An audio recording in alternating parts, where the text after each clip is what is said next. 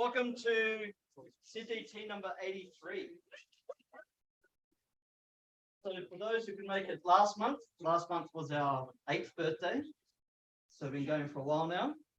And this month, we're really lucky to have Jo from Good for the Hood. Is that the only of all the things that you do? You can share some of that at the moment. And the topic for tonight is Plastic Free July. So hopefully everyone's into day 13 of their 31-day challenge. Everyone's I'm not getting any nods and smiles. Yeah, but who's doing the challenge? Hey. So it's not too late to start. You can still start on day 13, 14 and look at how do you reduce your single plastic use. And lots of awesome resources on the Plastic Free July website. But Jo will share a whole bunch of awesome stuff. So just want to acknowledge that we're on Gadigal country and pay my respects to elders past, present and future. And we've just finished last week and Sunday. It was the last day of NAIDOC week for the year. Important year as well with the referendum coming up. And I'm optimistic and hopeful. So hopefully you all do the right thing. Yes. Not saying what they should be like.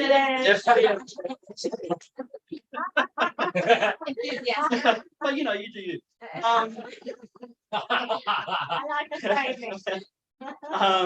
And a huge thanks again to ThinkPlace for hosting and sponsoring, providing the space, providing all the good stuff.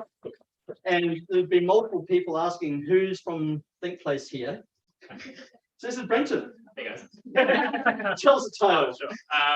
Yes, my name is Brenton. I'm the general manager here at ThinkPlace. Yeah, no, join the event. Like we love hosting this community. It's always a fantastic community. So yeah, hope you guys all enjoy. What do you do? What do we do? We do strategic design. We do a bit of innovation. We do for government, not-for-profits, NGOs, bit of international development stuff, all over the place. So if you want to know more, come have a chat. I can probably. What's your favorite project you got on the go at the moment? Without picking favorites, of course. I'm trying to think of one that I can reveal publicly. Oh, actually, you know what? Sorry. Sounds ominous. Yeah. No. Everyone signed on the NDA on the way after the whole PwC thing. I think everyone. No, one of my favorites at the moment, actually. Emily is here from CSIRO, and we're doing some work with CSIRO and their ON program, which is a fantastic program. If you guys know any researchers who are looking to commercialize their research or just want to sort of get out and talk to more people and understand what it might be like to commercialize their research, CSIRO runs some great programs. We help facilitate those. But yeah, check out the on Prime and on Accelerate programs if you guys know any researchers that are interested in commercializing research. You really threw me in the deep end. Ben threw me in the deep end, so I'm just dragging. I'm a big fan of Sarah one. It's not just researchers. If you're an SME or a startup working with a researcher like a PhD student or someone associated with a research organization, we'd love to hear your application and how you're working with them because you can be exceptional to the program. It's all free. We take no equity. We also give out a ton of funding. Check out the program, so hit me up later. There we go. All right. Thanks, buddy. And then Google on Prime. it's in capitals, on in capitals, and Cyro in capitals. Yeah. So every month there's a team of dedicated, loving volunteers who bring this to you. So tonight we have with us Kylie and Kate. Zoe's in Japan. Yeah. And Lucas is doing renos. So which has become a daily obsession. And interaction 24. Yeah. So Susan, Vera, Kev, you gotta come and do a dance. Well, we've got the whole We gotta committee get here. my voice. Got the whole committee here. Some of. Well, no, I mean, we got a good representation. Yeah. So I know I've sorry. I get choked up when I talk about this. I know, and I know I've spoken about this a few times. This audience, to this audience, that first I was picking your brains about what you thought of our design community. Then I got to announce the fact that we won the bid and we're going to be hosting the conference here. And then I asked you to buy tickets because we have the super early bird tickets. Sold out now. It's early birds. Yeah, now it's No so more super early birds are sold out. But the main thing that we wanted to say to you tonight is that just a week ago, we opened our call for proposals. And so now we are looking for folks who would love to speak, either at the Ed Summit, which Ben has a little bit to do with as one of the chairs of the Ed Summit, or run a workshop. We have half-day workshops and whole-day workshops, or speak at the conference. There's 3 days of traditional kind of conference. And the theme this year is which is pretty appropriate for this community, I think, and for Jo's talk, revisit, reframe, generate. I don't guess the progression there. But you can read more about it. You can hit us up if you have any questions, and we would love to see your proposals. And for people who don't know about interaction yet, how would you describe it? What is it? Who should come? Who should speak there? All of them. Awesome. I guess for those who aren't familiar with Interaction Conference, so Interaction Conference is a conference run by IXDA. So you've probably heard of IXDA Sydney chapter. We have been a bit quiet, but we're here. You're here. We're here now. We hosted the biggest event ever. So IXDA Sydney chapter is just one of the chapters of IXDA Global Community. So we are a volunteer-run community. So every one of us who organizing this conference are volunteer. They're not getting paid. So to bring this experience to you guys, and our Interaction Conference is a 5-day. Well, the conference is every 3 days, and of course you have the workshops the day before, and then at Summit, so like a 1-day sort of mini sister conference. That's a week. The whole week. Design festival, I call it, and then they have some side events as well. So it's quite exciting. So Interaction Conference started off in North America, I think, in Savannah, if I remember. You just reminded me. You took me up. Yeah. 20th anniversary, by the way. For IXDA. IXDA, and this will be the 17th. That's right. And then every year, it's always been in North America, and then they moved to Europe. So then they alternate between North America and Europe.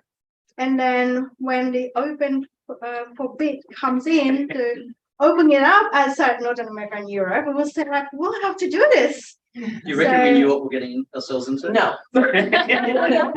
You reckon we knew what we're getting into? Because I didn't. No.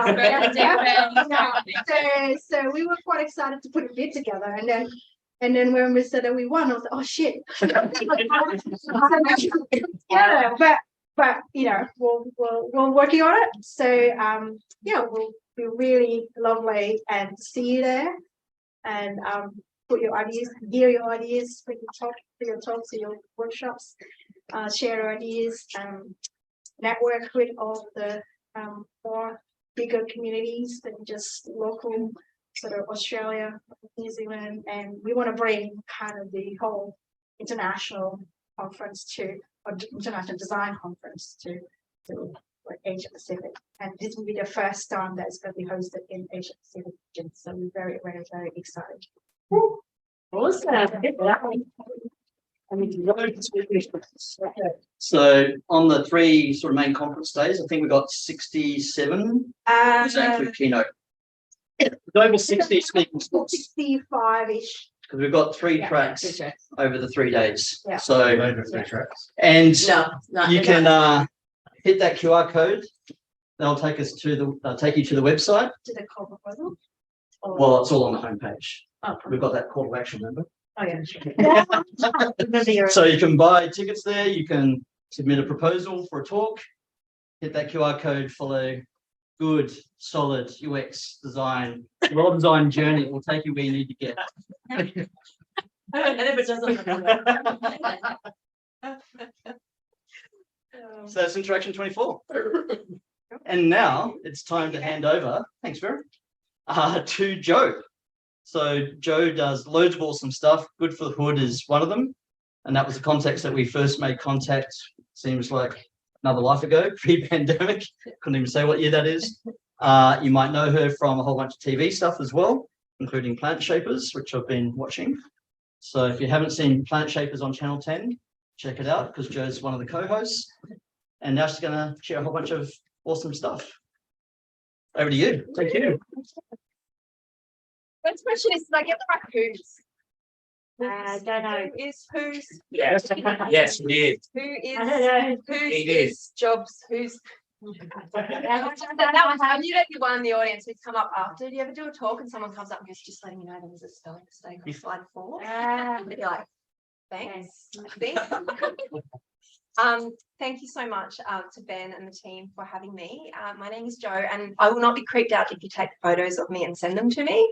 That's entirely my jam. So if you can, that would be awesome. Please.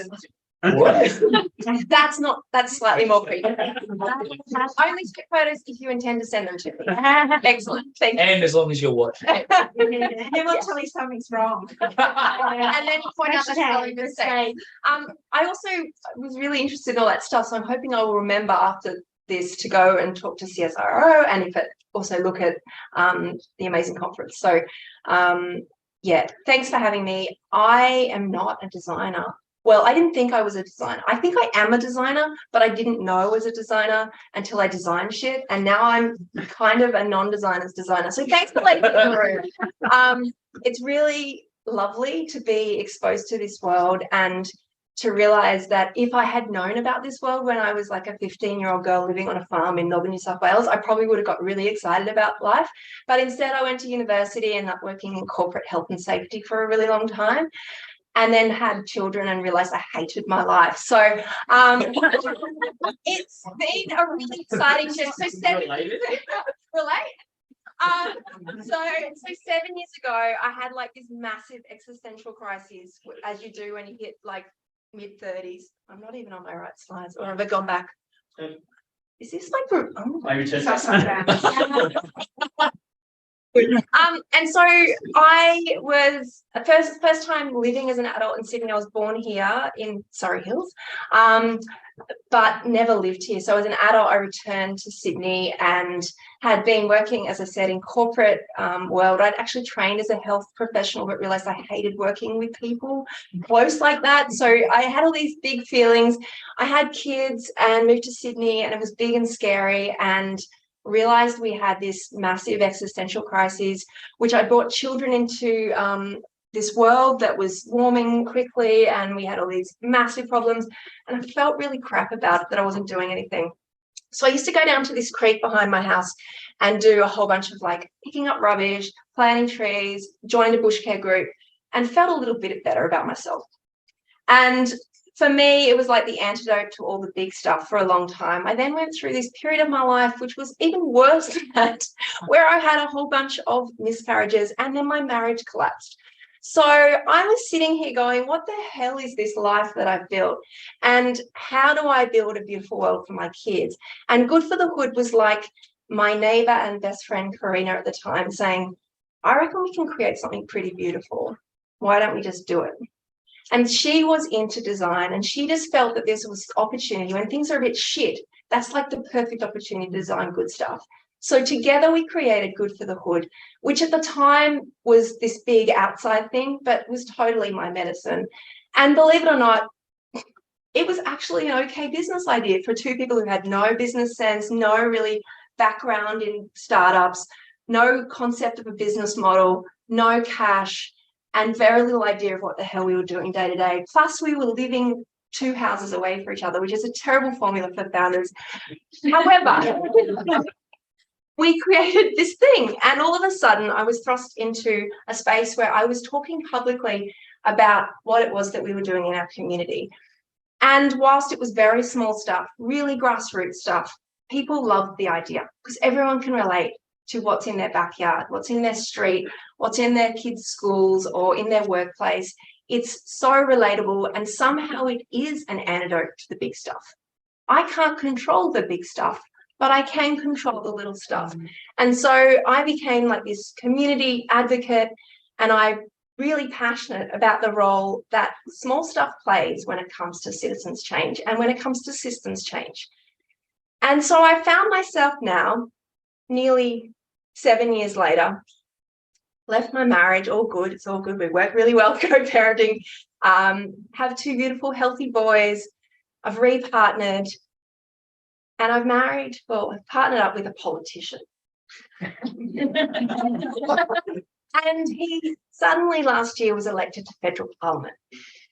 And so this whole concept of change for me has become so much more nuanced, because all of a sudden I'm down here going, isn't small stuff great? And he's up here doing big stuff. And it's got me wondering what the hell change is when we look at systems change. Because all of a sudden we have a new government and we've got all these people talking these big ideas. And I'm watching my partner, who's a junior backbencher, who's fumbling around getting lost in parliament, talk about change as well, as someone who's in a government who can make change. And I've suddenly become really fascinated with our concept of what change is. Because I think what we think it is and what it actually is very different. We work with small people and small groups. I don't mean small people, we work with big people in small groups, because I believe that's where, first of all, my skills really align. I've been trained as a therapist. I've worked really well with people, even though I hated it. I'm good at as being a therapist. I believe that small groups, there's a reason we form them. They serve so many purposes, but they're powerful because, like this collective of minds, if we didn't have it, we know we would be worse off. We wouldn't have made a connection. We wouldn't have heard that thing. We wouldn't have felt that dopamine or that, excitement or that laughter or whatever it is that has been released when we come here. We know that humans are uniquely pre-designed to have that interaction. Change doesn't happen without it, and therefore using those groups to create change is incredibly, just makes sense. It makes sense to me anyway. So for me, good is multifaceted. I think it's a word that when I first started Good for the Hood, it seemed like a really interesting, nuanced concept. I see it all the time now, good this, good that. Everyone uses good. I think we all have the general sense that it means that it's not shit. What does not shit mean? I think not shit means a whole bunch of things for a lot of people. The profit piece is obviously very complex. We know that it's there for a reason. I don't believe it's profit driven, but it's financially sustainable, I think. Sustainability is another word that I hate. Someone said to me the other day, if your partner was asked how your relationship with you was, and they said, oh, it's sustainable. Would you think that is a good thing? And I said, no. I mean, it's great that he wants to stay there and do the same stuff forever, but obviously words like regenerative are much nicer, and it's lovely to see that word's coming up at your conference. There are much better words, but most people are getting to a point where you say sustainability, they're like, oh yeah, not destroying the environment. Okay, cool, I've got it. I use sustainability because it does reach enough people, and I think if you get too nuanced with, words, it can be problematic. But good is a great word for community because, again, they go, oh, not shit, excellent. For me, it's a big piece of place. I love working with place-based projects because all of a sudden, everything else falls away and you deal with the here and now and you deal with the people there, and the important systems relate to country and the biosphere and all of the other aspects which we don't necessarily understand and see in urban environments, but they are part of the story. So place is a beautiful component of any work that we do. When people say, whose job is it to create change?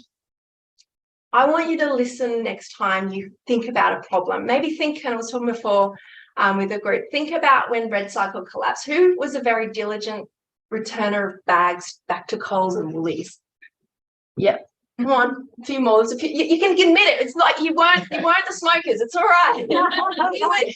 Okay, so about half the people in here were packing up their bag of bags, putting it in the car, forgetting about it for a week, and then taking it 2 weeks. And so when you heard that red cycle, so the collector of those materials, the one you see all over different packages had collapsed, how did you feel? Traumatized. Did I get traumatized? Okay, traumatized. All right. The Anyone? kitchen bin overflows half a day rather than every. All right. So now you're just frustrated. Yes.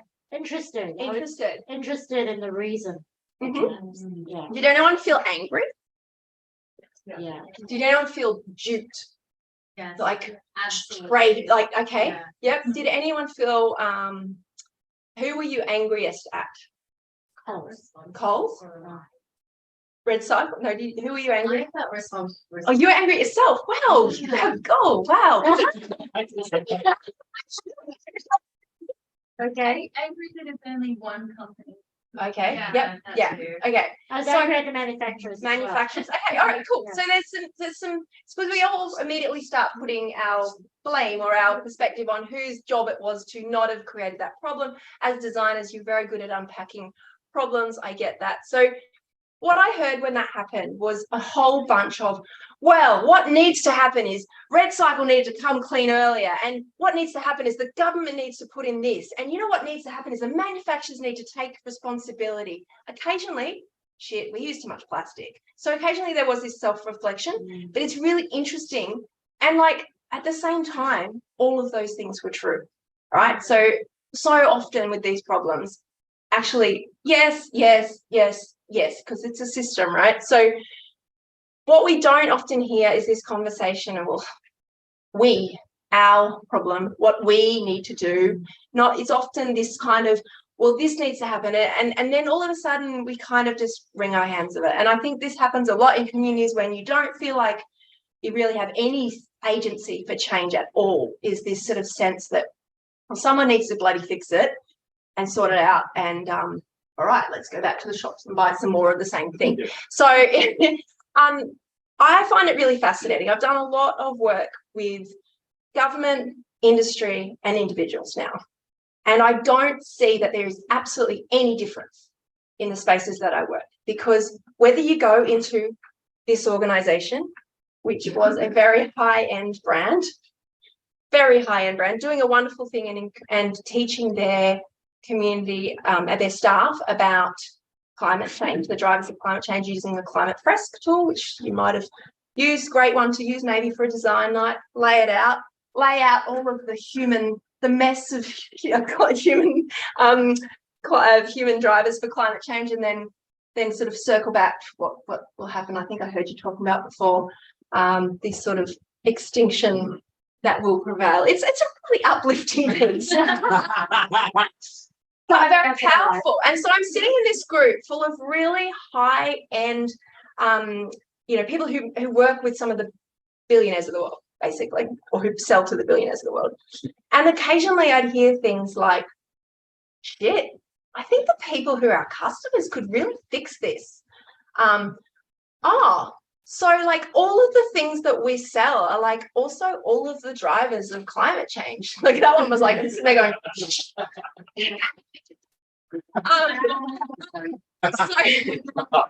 it's a really interesting piece, because even people within an organization who obviously, we all work for different companies and have different beliefs about what our role in that is. But even within an organization, you start to hear people going, right, well, actually, yeah, that's fitting here, and those people are, and they should really fix that. And someone even said, about, because it has a jewelry arm of their business, we really need carbon to stay on the soil because that's where diamonds are made.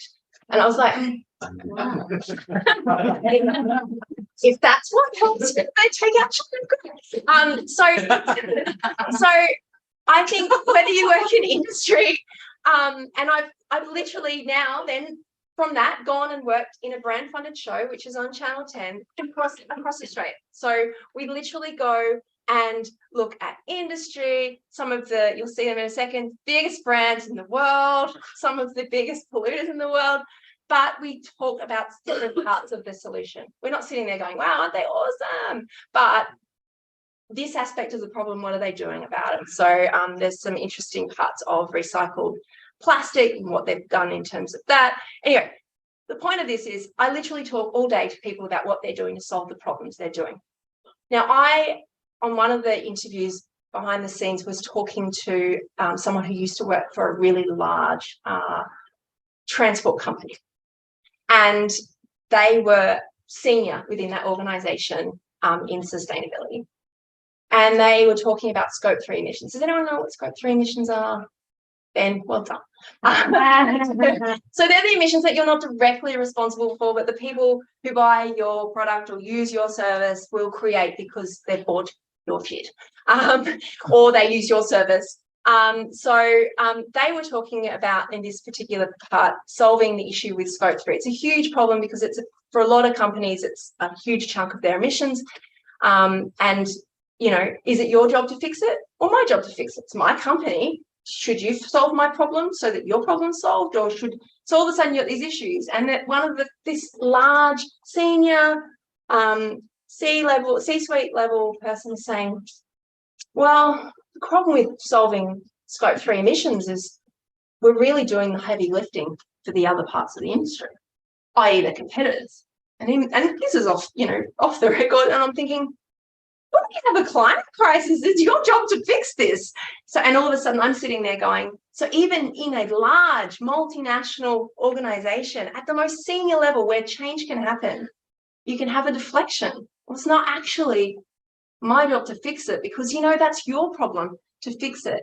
So this sort of sense that change can happen, and there's this, I meant to put it in and I forgot to, but there's this triangle, which is this sort of deflection that citizens deflect back to industry and to government, government deflects back to citizens and industry deflects back to government and citizens.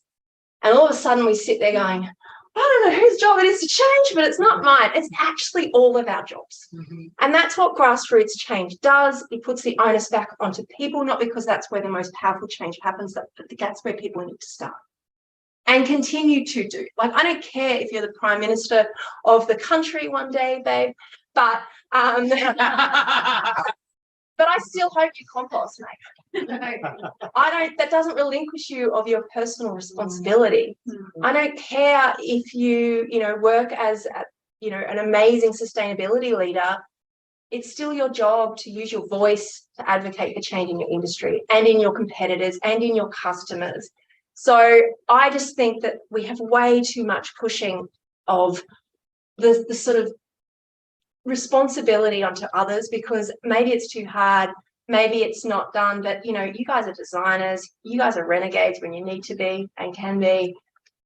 It's too much of same old, and I think what happens is we need to go back to feeling that power, and that for me comes from doing the small shit.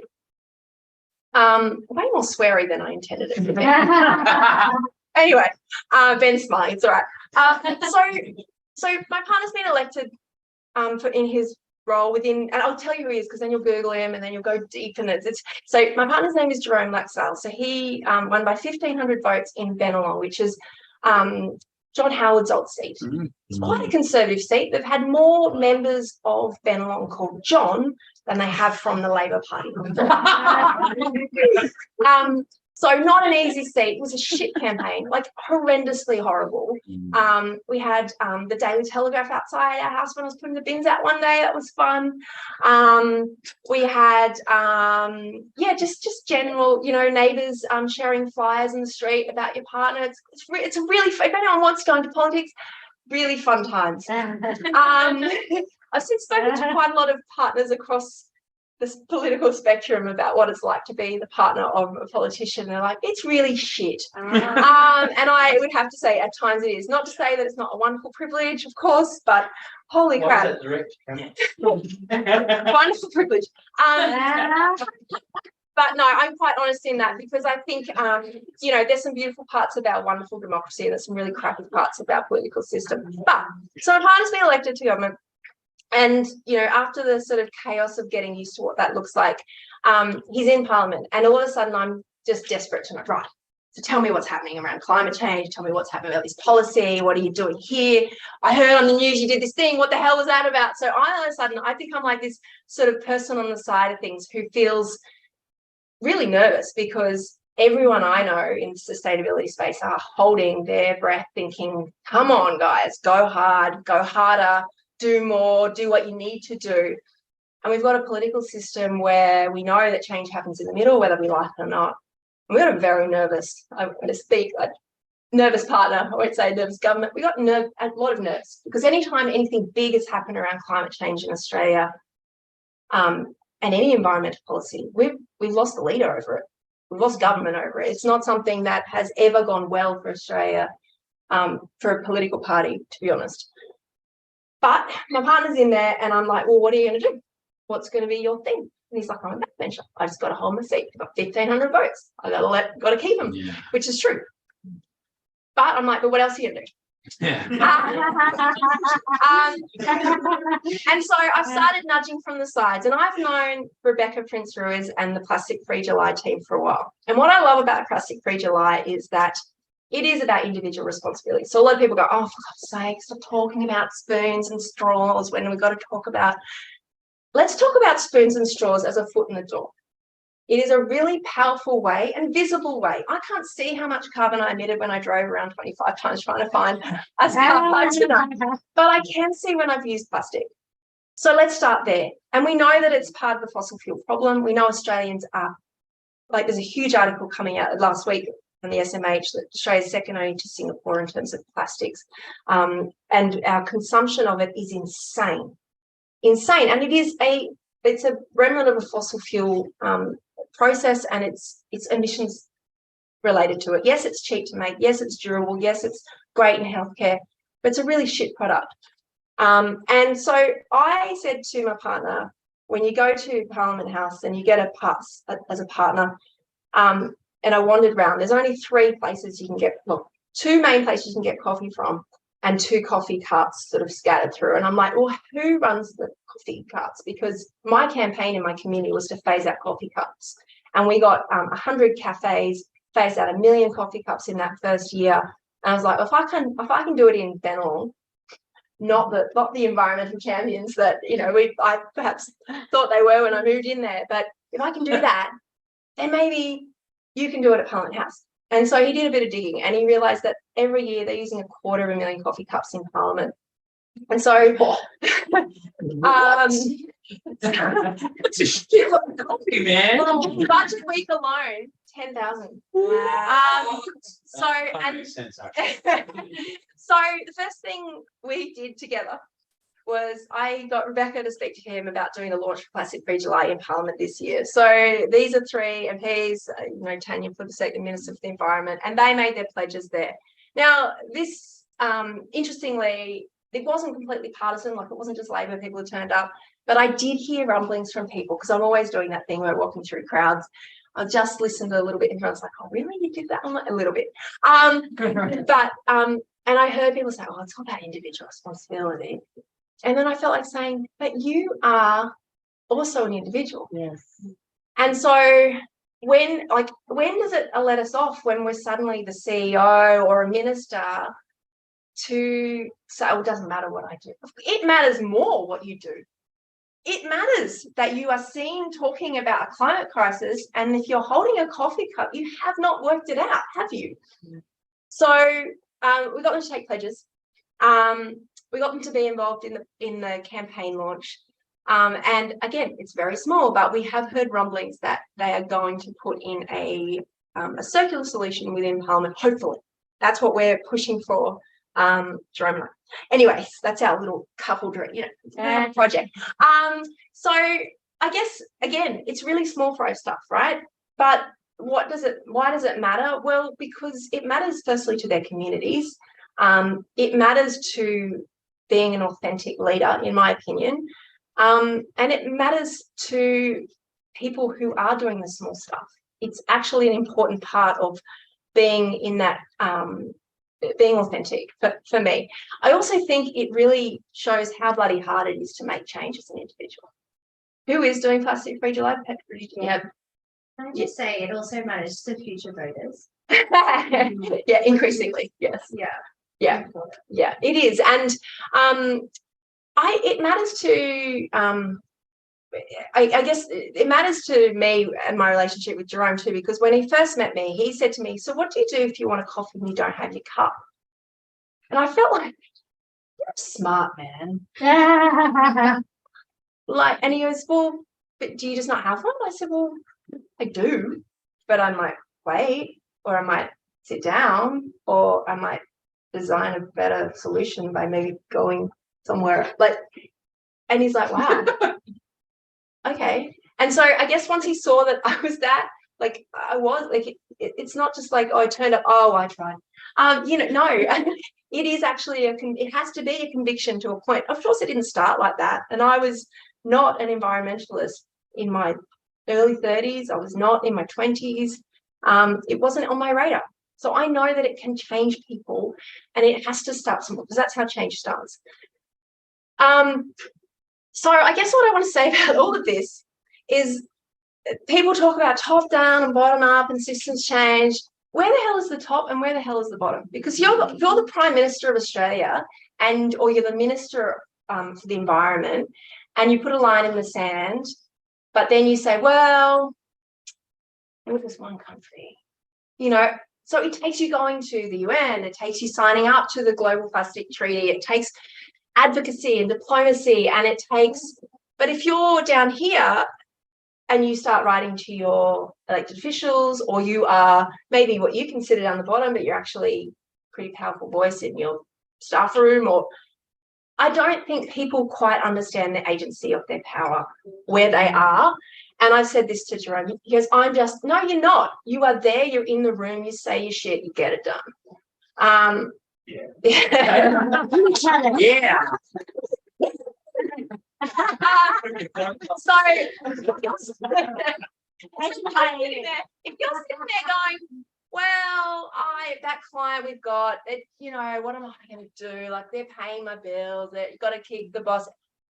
There are conversations you can have with your clients. I don't care if you might feel like it's just niggling around the edges. It might be just the conversation they need because they've had 4 or 5 other conversations.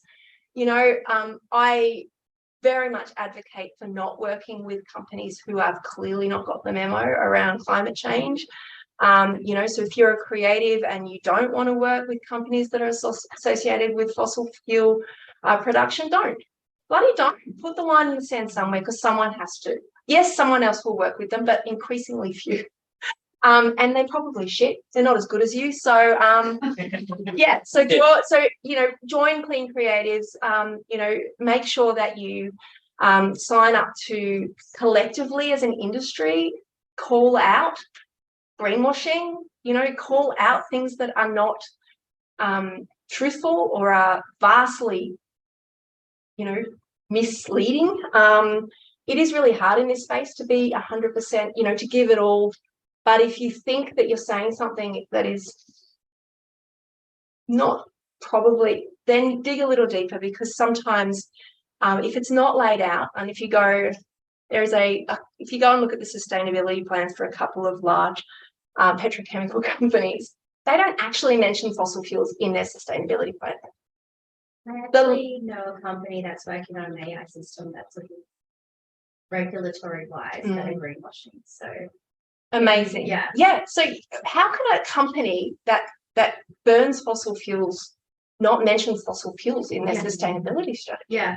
Part of them will go, well, it's not really scope 3. I just make the stuff. I don't create a car. Anyway, let's talk about plastic. Plastic Free July is it started with one woman a couple of women. I think it was women. Sorry, men, but it's probably women. Yes. Am I right? I got to say, 90% of the people I work with are women. It is probably because I'm a woman, and I don't know, but it's just, I find that the people in this space more, and you'll see it. I don't have a photo of them, but I had a climate dialogue with some Pacific leaders came through, and they sat there and they said, we can't believe that we have 4 women on this panel.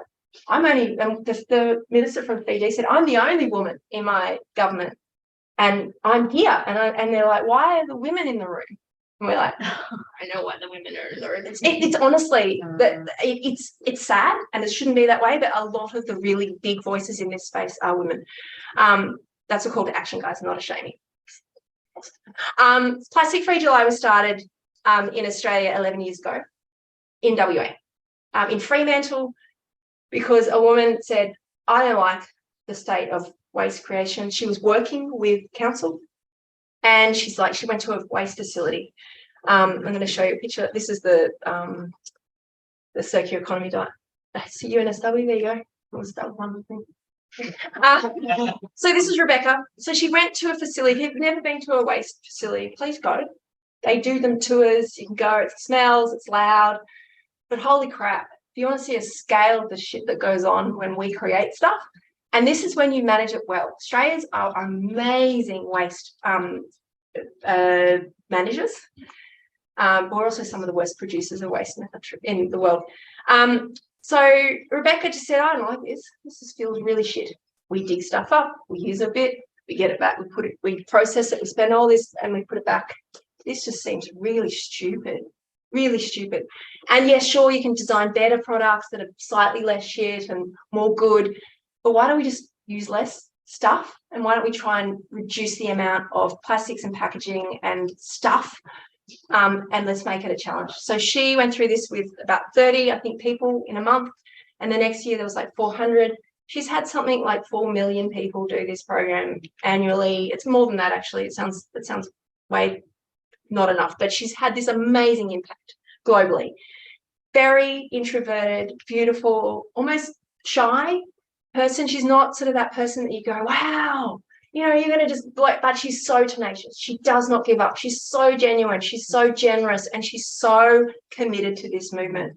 And she's literally made people, some of the people that got me interested in this space are people that did Plastic Free July because of Rebecca.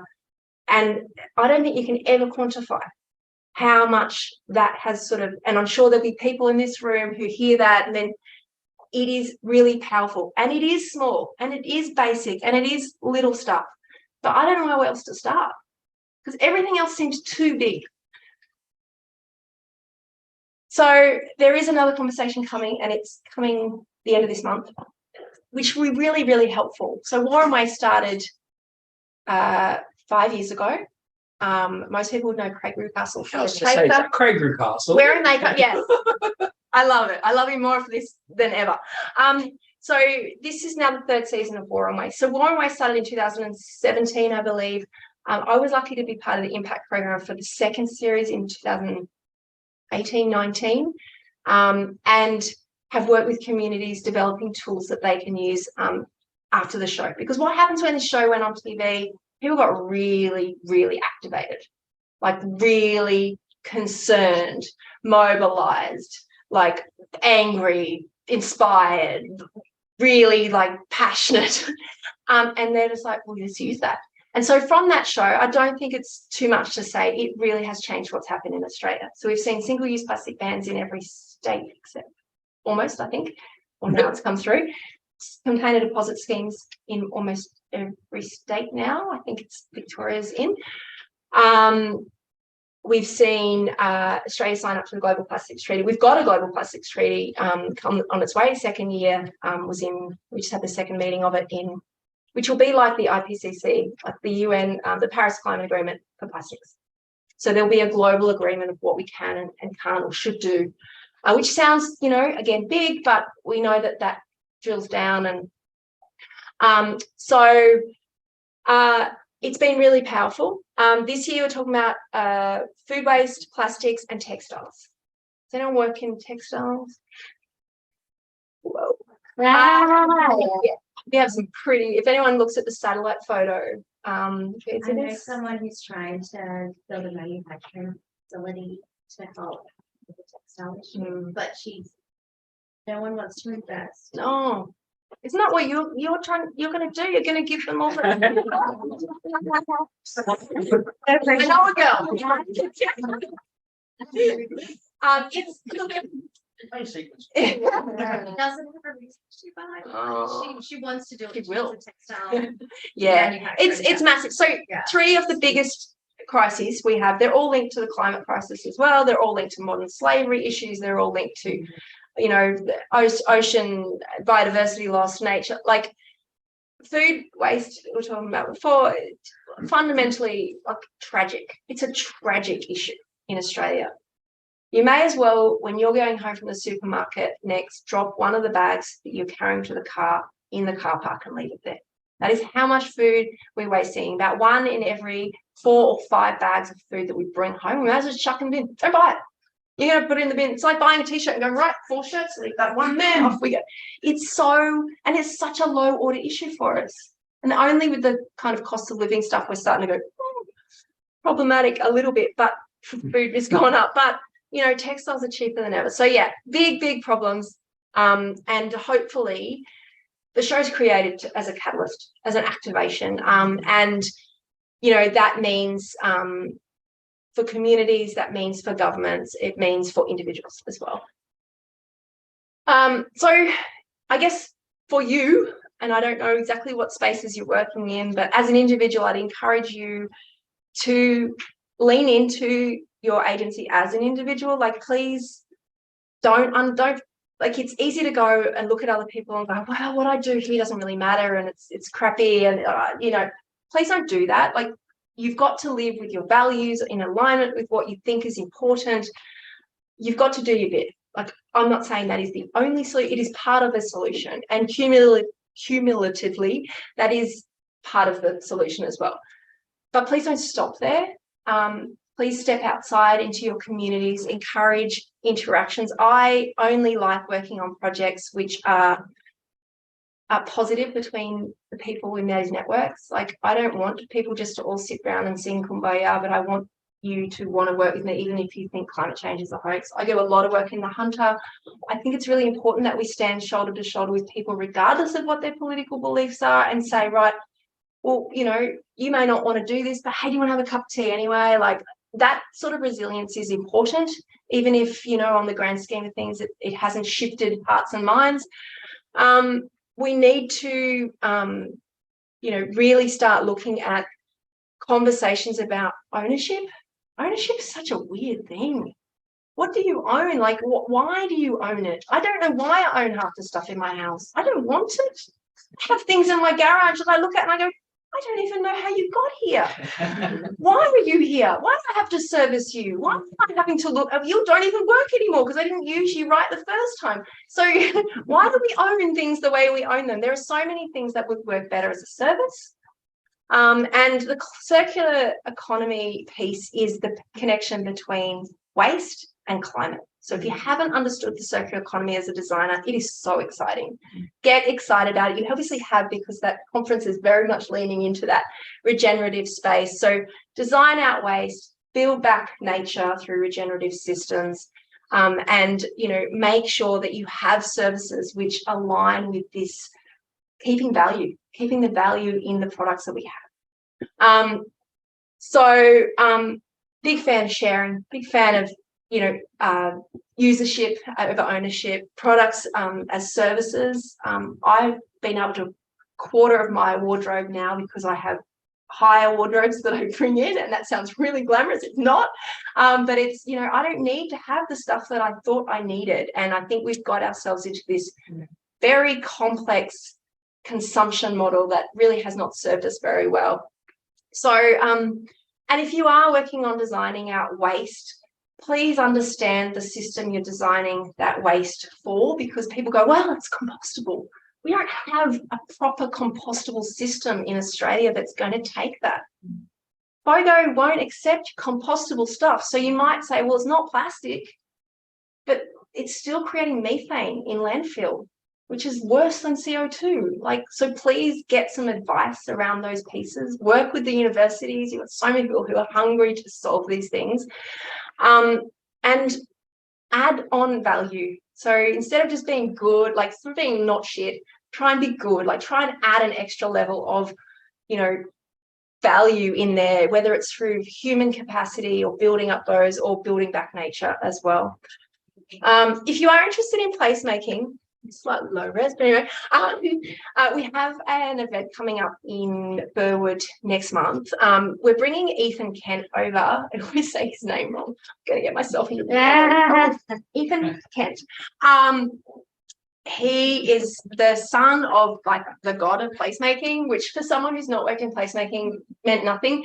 But then he was part of like starting Earth Day and a whole bunch of amazing things. So like a guru, he's coming over from New York to work with us in Burwood. Who knew? And so we're doing a day in Burwood where we're going to have him speak, and we're going to do some workshops through. So if you're in urban design, placemaking, sustainability, we're also doing a whole bunch of stuff about the waterways there as well. So it's going to be a bit of a sort of love-in of people who believe that citizens have a role in this, and that governments shouldn't just be doing all the heavy lifting. And we're bringing the guys from Town Team from WA and Tassie over as well. So absolutely check that out. If you need a speaker,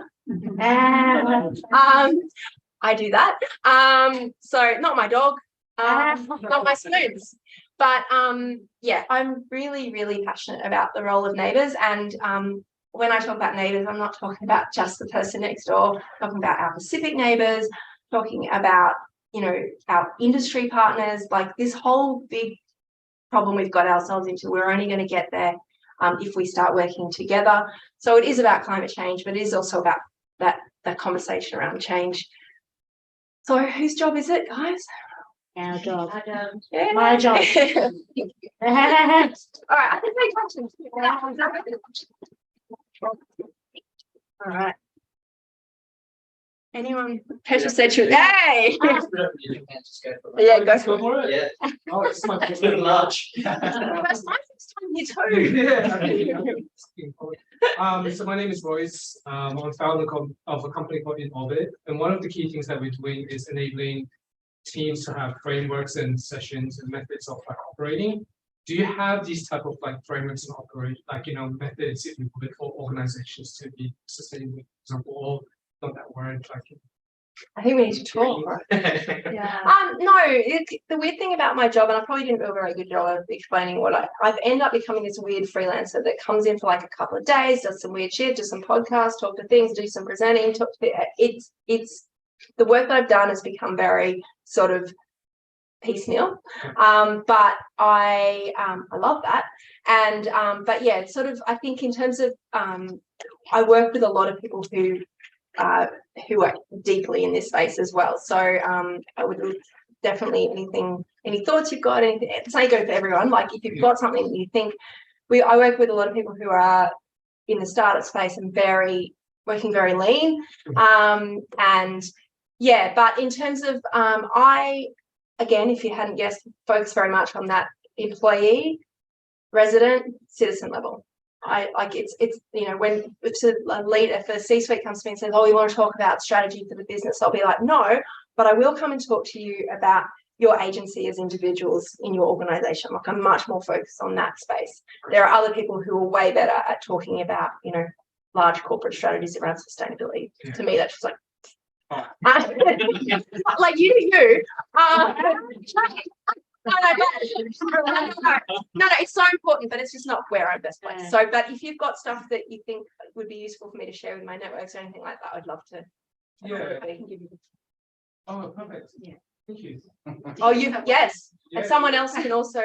So Royce, everyone. Yeah. That's fine here. And you'll be at the strawberry after as well. Hey. Yeah. Thank you. I appreciate it. No worries. Thank you. I just since we're not doing hands. I just there's just a couple of things I want to say. Like I was up in Almond Land spending some time with the Aboriginal women up there. It's protected land. And we went for a walk and we were doing like a bush medicine thing, the Bobby.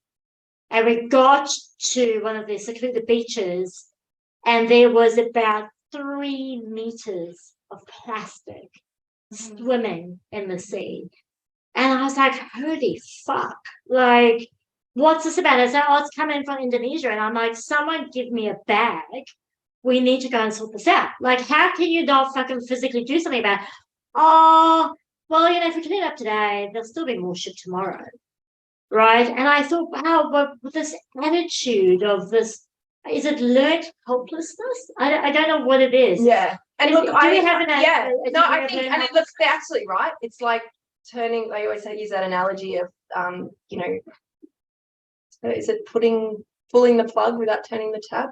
Or is it the other way? Turning the tap on, turning the tap I off? don't know what that means. So if the bath's overflowing, thank you. I'm gonna. It's like if the bath's overflowing, what do? Do you pull the plug or do you turn the tap off first? You do both, but you know, it's if you only do one, you're only sort of halfway, you know.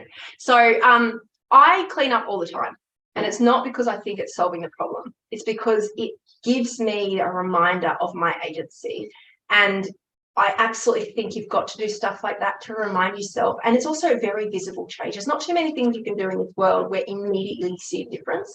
Like if you're trying to lose weight or do something, it takes time, right? If you're trying to be healthier and fitter, you look in the mirror, you look exactly the same. If you see a bunch of rubbish and you pick it up, immediately you go, oh, it's like wiping kid's face or something. It's like, oh, what a relief, you know. And so I actually do it for that. It's actually very therapeutic. Not many people get that.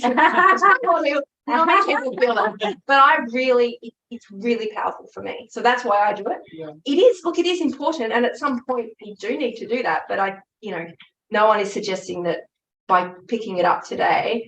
And also you can understand that they might have done it 50 times, and bloody hell, and it's not their rubbish. Whose problem is it? They're probably like, well, it's that, you know. So. Yeah, and the Pacific feel this way a lot. They don't create plastic there. They don't have a lot of emissions coming out, and yet they're sitting there, literally sea levels rising and plastic everywhere, and they're like, you know, they have reason to feel pretty helpless in that respect. Yes. Yeah. Yeah, and I wonder also, like, if it's because I've done a lot of traveling, as I've shared, and I went to India last year, and I did 2 months traveling through India. And that's where I saw the real impacts of overpopulation. Like we constantly hear that there's 8 billion people in the world, but we don't see it in Australia, right? But You don't see it in Australia. I was literally reminiscing. I was on Bari, so Fraser Island last week. Depending on if you're around, we go there every year. But 2 years ago after the Brisbane floods, and 5 years ago after the Brisbane floods, we saw the washout on that island, and it was horrendous. But I also just want to be careful with the situations population where you conversation, because it isn't the 8 billion people in this world who are causing the problem. It is the 1% of people like us who are doing it, honestly. And I know that sounds like a really Extinction Rebellion thing to say, but it is. It is absolutely the truth, because you know, if we had 7 billion less people from countries with large populations with low emissions, still have a climate crisis, guys. I'm sorry, like we would still have. That is not the problem, and I don't want it to become this sort of eco-fascist regime of. And I hear it a lot, like we've got to stop making babies, but we can't even get agreement on the softest climate policy in Australia. How are we going to put in population control? Like pragmatically, it's a really shit idea. It's never going to happen. It's never going to happen. We all look at what China's one-child policy, and we all go, oh well, that's just, you know, you're never going to do it. And to be honest, if we were regenerative and cared for the country the way it's been cared for in the past, we wouldn't have to be so frantically worried about 8 billion people. There's enough food, there's enough energy, just not doing it right. Yeah. I wanted to find out from you who's taking our rubbish at the moment. Countries decided not to take our rubbish. So they only can take a portion of it. So you heard the China sword kind of conversation, and there was a fairly good reason for them not taking it. Like they decided that the contamination rate of our waste was too high by a bit of a percentage. So when you think about recycling, there's always like a little bit of paper or a little bit of food or something else kind of in there, and the level of contamination within the industry is considered okay. But if you get it to a point, then you know you're fighting a losing battle of having a nice clean commodity that you can use that's worth anything at the end. And recycling is all about commodities. So it's like this market of high value, low value, and end markets. So if you don't have anywhere for it to go, like glass in Australia, what you do, and soft plastics, you have this situation where stockpiling can happen. And look, the EPA doesn't want it to, which is why they shut Red Cycle down. But everyone panicked about China sword because they were taking an element of our waste. Half the people going, what they were doing what? We were exporting our waste. We export a lot of waste, which everyone was like, huh? Which is really gross. A lot of countries do. Like a lot of countries don't have the processing facilities and have the smelters. So it was not enough of a problem, but it did shine a very important light on the industry and the fact that we are trying to think of a good design analogy. We're trying to feed a system which is broken, and we're trying to design into a system which has no out.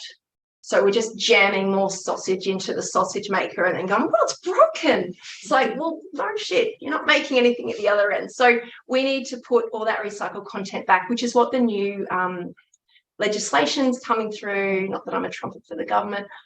I'm really not. But, you know, there is new legislation to mandate that there will have to be recycled content within products. So packaging will have to have, you know, X amount of this or that. So, and a lot of investment. And a lot of investment, because that's what it takes. It takes having really important, you know, systems that can, at scale, can take the volume of what we have. So, yes, a lot of the plastics happens here, but then again, say Coca-Cola, for example, their plastic pellet used to go offshore, get put into bottles and then be brought back as bottles. They now do a lot of that onshore here. So they've built, that's what that story was that we did with Planet Shavers, was about the fact that they've built custom recycling facilities with their own investments so that they don't have to do that, which is a logistics exercise. Someone is getting some message.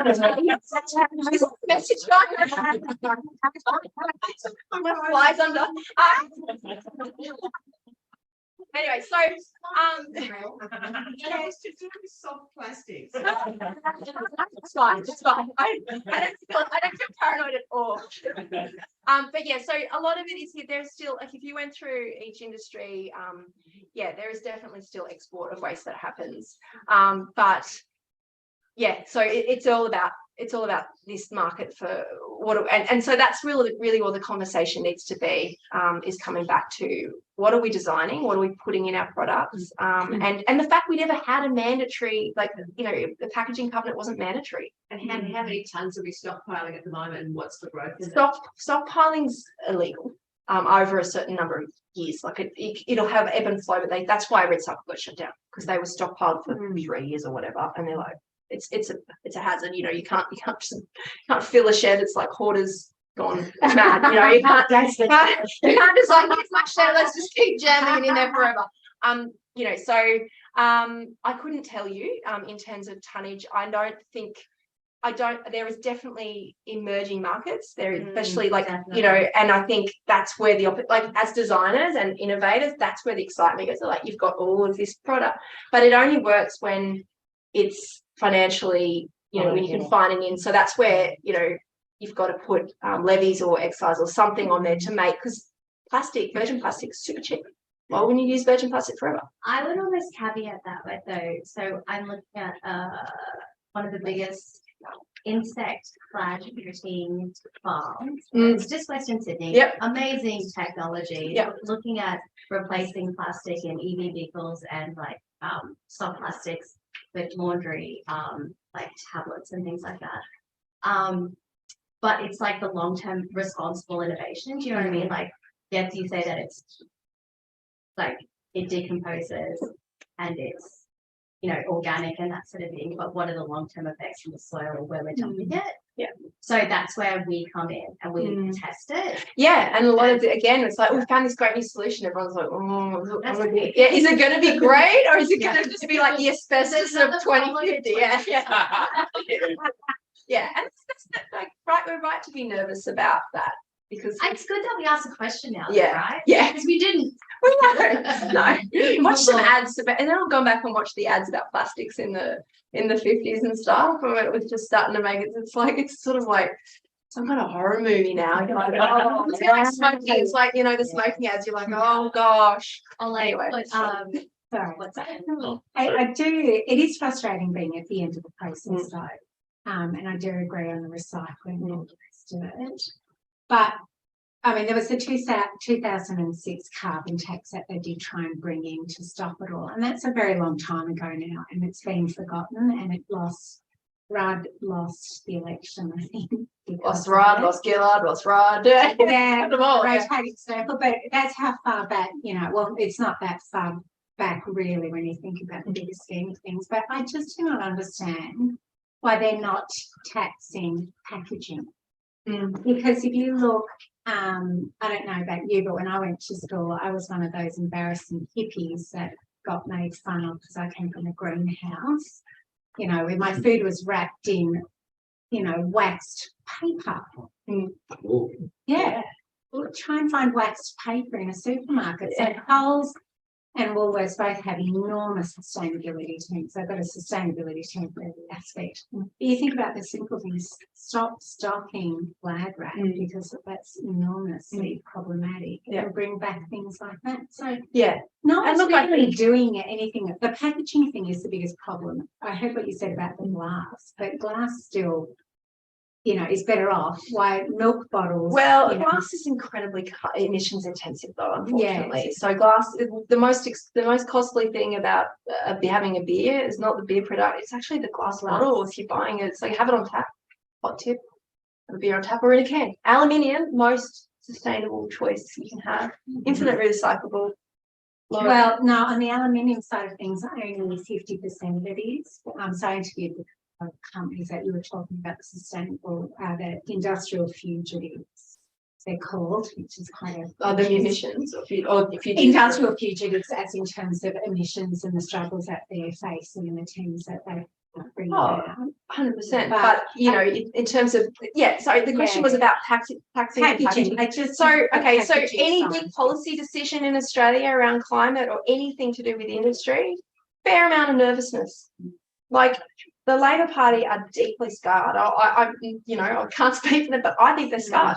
They're scarred because they saw. I mean, I grew up looking at this carbon. I didn't really understand it at that time, and thinking this carbon tax was really full on. Like, what is it going to do? Like, it was a really toxic and challenging time for And you're right, we lost a lot of time in Australia. The rest of the world's probably looking at us going, "What the hell are you guys doing?" I think. Someone here with you've been in Europe, you're kind of like, wow, Australia, good work there. You're really like if you go anywhere else. So I think I think you're starting to see, like anything, policies like any change. It's kind of sometimes you've got to lay this foundation. You've got to do, there's a lot of in the 1980s. We lost the chief scientist to America who was talking about carbon back then. That's the 80s, the early 80s. So we've been having the conversation for a very long time.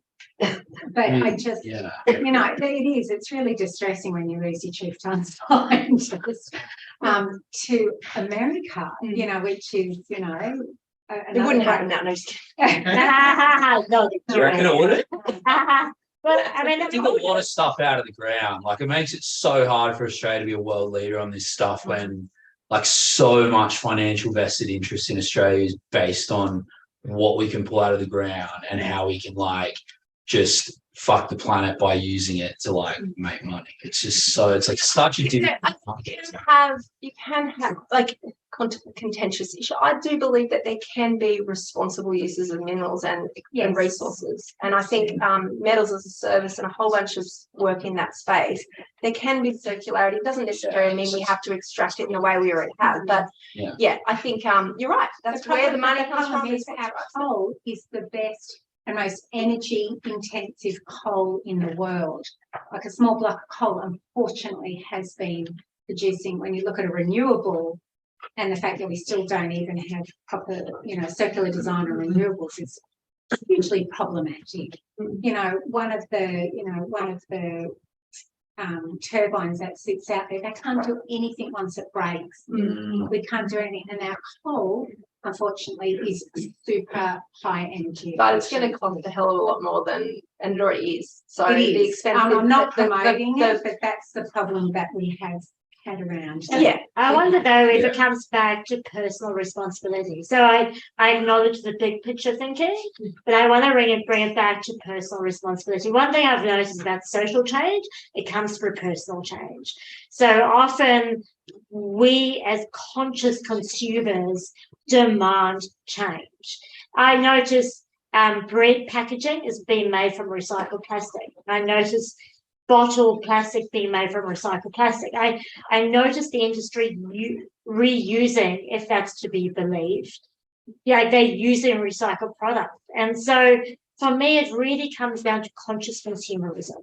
Use your money. Your Yeah, money but you've got talks. to remember the recycling process is another process of chemicals and energy. You've got to remember that. Now, you've obviously just come from Europe. Your bread would just be in a rectangle of paper. That's it. And paper, you need trees to produce Yes, paper, but right? we can replant trees. This is the thing. So down in Tasmania. So I don't want to hijack your talk. No, all good. I think I'm done anyway. Okay, we don't worry about it. No, we've got a couple more. Keep chatting because this is good stuff. Like, this is good. Yeah, I had a legit question. Yes. So once upon a time, we had plastic straws. Yes. And we didn't care. And then overnight, it seemed we had paper straws. And suddenly we cared, and we cared about the noses of herders and things like that, which is awesome. What I'm interested to know is like,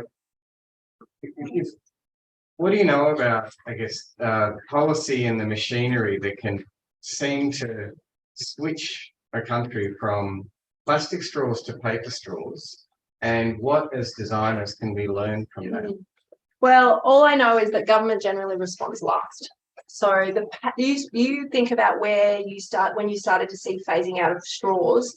It didn't happen because it was government policy across the board. It was almost in most places in metropolitan. If you went to remote regional communities, plastic straws everywhere. But in cities, plastic straws had almost been phased out in a lot of places. There were still lots of bubble tea places that had big things, but a lot of places had got the memo on plastic straws well before the policy came in. And so you've got to go back a few years before what was happening and what campaigns were going on. And there was a significant groundswell of community activism and action. And there were campaigns. There was Straw No More. There was Operation Straw. There was Sydney Doesn't Suck campaign. There was their councillor. One of the councillors dressed up as a seal and worked with the guys from Paper Moose to develop a campaign. It's really cute. It was filmed at the Strawberry, I think. So there was a lot of pressure, and I know that was done. So Molly was a young girl up in Cairns. She lobbied McDonald's, so she worked really heavily with the McDonald's up there. So obviously we're just one country, and if you're a multinational, who are you listening to? I just know that it takes way less people to contact businesses and complain about stuff to make change than we actually think. And I now know it takes way less people to contact an MP and kick up a stink and make a difference. You should hear, my partner comes to me and goes, oh, I've got 4 emails today about this bloody issue. And I'm 4. That's 4. 4 emails. There's going to be 2 more. One You're in more. Electric parties. Yeah, and it's like, you're upset. And you think about if you get a really angry email, like it sticks. So, and they read them. So I go, wow, that's actually real. It's reinforced my power of citizens' action. Like we have agency, but I honestly don't think. I think federals are going to be the last to change. Councils are really great. I feel like councils are a really great way to push. So if you're looking for local change, talk to your council, get them to maybe work with their own operations or their own events, because they can't blanket rule cafes and stuff to do stuff, but they can say, well, we're putting up this stand. It's the same as the fossil ad ban is a campaign that's directed at local councils to say, stop advertising fossil fuel companies on your billboards, which you own. Don't worry, let's not worry about anything. And councils are great. So, so I think it is, and I do think it had a lot to do with war and waste. I honestly do. In Australia, I think there was other things going on in other countries, and, I can't speak to those, but I saw it because we were talking about this conversation about straws and say no, and it was like a safe sex campaign. It was I have straw, abstinence only, but but and then all of a sudden you're right, they're gone. Like literally, I used to go, oh no straw, and then I was like, oh, they don't even give. I have to ask for a paper straw if you want, not that you need it, but yeah, it's so you're right. It felt like overnight. I really don't think it was overnight. I think it had been, and groups like Boomerang Alliance had said they had been, and it was just like got all these environmental groups. We've been talking about these issues for 20 years and no one. So it sometimes takes a big public mainstream campaign, which was non-threatening, humorous, had a bit of a laugh at itself, was very accessible to go and actually just say, look at this, guys, look at this, so I do think that and again, yeah, I think it's very hard to get too upset about that change. Like, okay, like some people do. It's disappointing and it's exhausting. Yeah, but I'm like, it's hard to get too worried about. I'm sick of complaining. I have Karen that writes letters because I'm so fed up. And yes, you're right. The government can't do anything because we have a short-termism approach on everything, so they're too scared to lead. Well, I think it's also some of it isn't government. Like you don't need a government to mandate straws to be gone. Like but as smart government thinks about, they think about. I also think smart citizens realise that they have so much more agency. If I rely on the government to do everything for me, then I may as well live in an absolute. But it's nice when they do. It's nice when they think about the end-to-end value chain of life. Sure, but I also see the issue, the end-to-end value of the issues they have to deal with, and it's really. But that's why they have departments. Yeah, absolutely, absolutely. The Department of the Environment is there to think about how we live in it. The man was. Or balance it, but keep your eggs, don't throw it at me. I take them. They're too expensive to throw. I work in government, not in the policy space. So I've been privy to lots of different conversations in terms of recycling, scope 3, for example. The world is obsessed with AI, as if that had no impact to society at all. In other ways, such as environmental, it does, and we're already thinking about it. And like the compute is somewhere, and then the energy is used somewhere. Like, so the cloud is someone else's. Minerals. Right? It's not compute is just environmental impact. Compute equals that. That's it. Full stop. Right. So we are already thinking about that. But yeah, sorry. But the comment I want to make, it's amongst all conversations and all constructive conversations, I feel like we're having all the wrong ones. We don't have a recycle problem, we have a consuming. Like if we don't talk about stop consuming things that we don't need, we're consuming less than what, we're not going to end because we got solve problems so far down the food chain. And then so outsourced to someone else, we would never dig ourselves out of this pile of rubbish. And same if you take that plastic to something else. Yes, Chief. It's actually, you're right. It's actually all got to happen at the same time. So, but I don't know any other way to push. I don't know. I feel like sometimes with government, and I've lobbied lots of different things, and I just feel like sometimes you can be lucky. Sometimes you can get the right, be in the right place in the right time with the right campaign behind you to really move things really quickly. And they're just like, okay, yeah, sure. But I also think that we've got to think about what we build with our communities at the same time. And I honestly think when you have those really authentic programs and campaigns and build those networks within your local communities and you have those connections, then it's a lot easier to actually make some of those changes without needing a hard, heavy-handed. And yeah, sure, you might think, oh well, someone will just come in and change it again. But I think it's nuanced all the time. It is a mixture of good policy, good responsible industry, and really active citizens. And also having good conversations. Like I was at the markets the other day, and I was at organic food market, and I saw this lady take out her own cutlery. Like she brought her own. I'm like, Don't sister. Those classes pretty July. And blah, blah, blah, blah. We had the conversation. I think it's also about having a conversation with each other.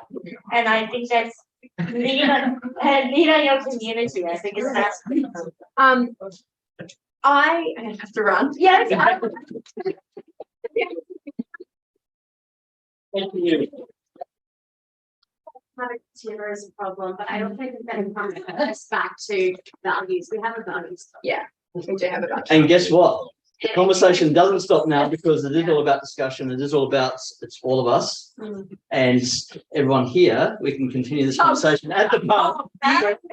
Things happen. Before we run, just some last wrap up is next month is actually a design mega meetup.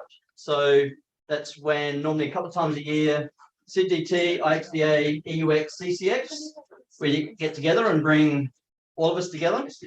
And next month is for UX Australia, because next month is UX Australia. It's in Sydney this year. I'm doing a talk on regenerative design and innovation for happier communities. I won't be talking at the meetup though, unless someone drops out. We'll have 4 other speakers or people who are running workshops as the speakers for that session. It won't be here, so don't turn up here. You can relax, Brenton. All the details on that link, but it will send you to a Humanitics page to actually sign up. You might also be interested in the next Techno meetup, which is on, I haven't got the date there, first Monday of August. I'll be away, but it'll be in the Parramatta Startup Hub. And it's around work integrated social enterprises, the topic for next month. And that's it. Let's go to the pub. And thank you. Right into my DMs on the You're smooth. yeah. Without your photos. You want some caddies here. I mean that because I normally would stay and hang around, but Surrey Hills has done me in. So, but yes, please. So Jo Taranto on LinkedIn. LinkedIn is so lame, but I love it. Excellent. Thanks everyone.